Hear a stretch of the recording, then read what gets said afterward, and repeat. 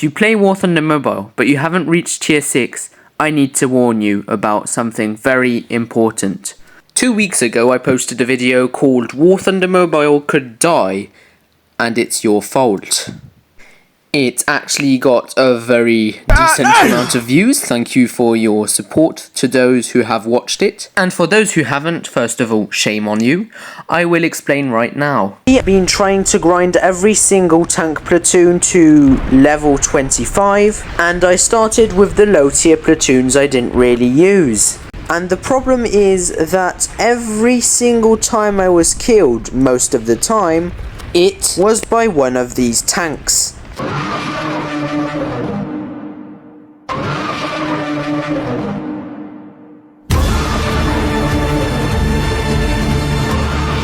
So yeah, basically I was talking about how horrible low tier was because of the overpowered low tier premiums, and that new players would not want to play the game, leading to the death of the game.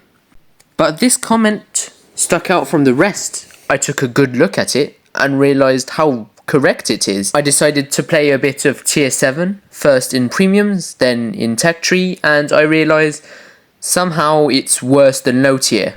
Especially now that Gaijin has added the dreaded Centurion Avre, which includes the horrible, absolutely horrible, I mean, if you know my live stream, you know how much I hate the Falcon. So sorry for the long intro, but today we will be viewing why tier 6 and tier 7s are worse than low tier in terms of unfairness. Let's dive right in. Okay, so the first reason I believe tier 6 and tier 7 are absolute hell is because, just like in War Thunder at around BR 6.7 to BR 8, I think, it's basically where the game is transitioning from World War II vehicles to modern vehicles, or at least begins with Cold War vehicles, which are already, to me, considered modern. Now, Frog Thunder, you're not being very clear. What is a modern vehicle in War Thunder Mobile? Well, to me, a modern vehicle is a tank that uses sub-caliber ammunition, such as APDS, Heat FS, or APFSDS, which are practically inexistent before tier 7.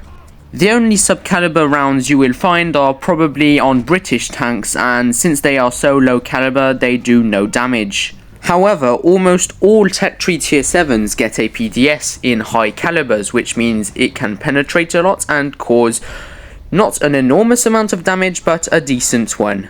Which means that if you are up tiered and you are playing tier 7, you will be facing sub-caliber rounds in your World War II vehicle.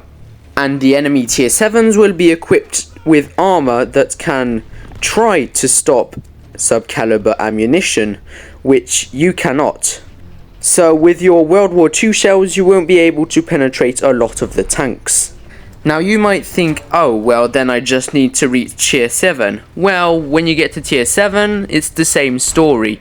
Either you get a down tier and have an absolute blast destroying tier 6 tanks, or you get an up tier and you go against tier 8, which most of the time have APFSDS, which will slice through your armor, and they are equipped against APFSDS, so you will struggle to penetrate them, which leads to very unfair situations in tier 7 and tier 6. Now that was the first reason why tier 6 and tier 7 is extremely unfair. Now I'm gonna give you a good guess. What do you think could make the inequality even worse in tier 6 and tier 7? Yeah, a lot of you might have guessed it, but premium tanks, of course, premium tanks. Let me give you an example. This month, Gaijin added the Foch platoon to the game, which has the EBR 1963, which is equipped to fire Heat FS rounds of a penetration value of 320 millimeters, which, if you didn't know, is enough to slice through something like a T-95 or a Jag Tiger, which is meant to be invincible at its tier, when it comes to the front armor. That is the entire reason why people might play these tanks, is because the only thing good about them is, yeah, sure, the cannon damage, but especially the armor. Now the EBR has gone and wasted that by just being able to penetrate anything, just like any Cold War tank. And to me that's still a very tame example, since the EBR only has a 90mm gun, which means the Heat FS doesn't do that much damage.